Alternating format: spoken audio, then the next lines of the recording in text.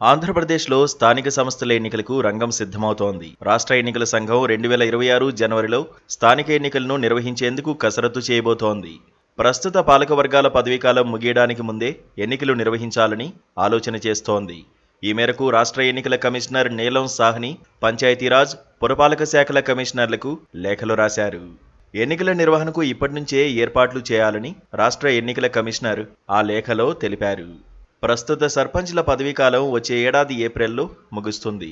వచ్చే ఏడాది మార్చిలో నగరపాలక, పురపాలక, నగర పంచాయతీల్లో కార్పొరేటర్లు, కౌన్సిలర్ల పదవీకాలం ముగుస్తుంది. 5 ఏళ్ల పదవీకాలం ముగియడానికి 3 నెలల ముందు ఎన్నికలు నిర్వహించే అవకాశం ఉంటుంది. మున్సిపల్ కార్పొరేషన్ చట్టం 1955 ప్రకారం సాధారణ స్థానిక సంస్థల ఎన్నికలు సభ్యుల పదవీకాలం పూర్తయ్యే 3 నెలల్లోపు నిర్వహించాల్సి ఉంటుంది. అందుకే జనవరిలోనే ఎన్నికలు నిర్వహించాలని ఎస్ఈసి భావిస్తోంది. రాష్ట్ర ఎన్నికల కమిషనర్ నీలం సాహ్ని రాసిన లేఖ ప్రకారం ఎన్నికల నిర్వహణకు షెడ్యూల్ ఇలా ఉంది.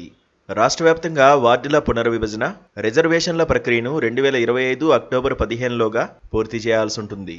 వార్డుల వారీగా ఓటర్ల జాబితాలను అక్టోబర్ 16 నుంచి నవంబర్ 15లోగా సిద్ధం చేసి ప్రచురించాలి. ఎన్నికల అధికారుల నియామకాన్ని నవంబర్ 1 నుంచి 15లోగా పూర్తి చేయాలి.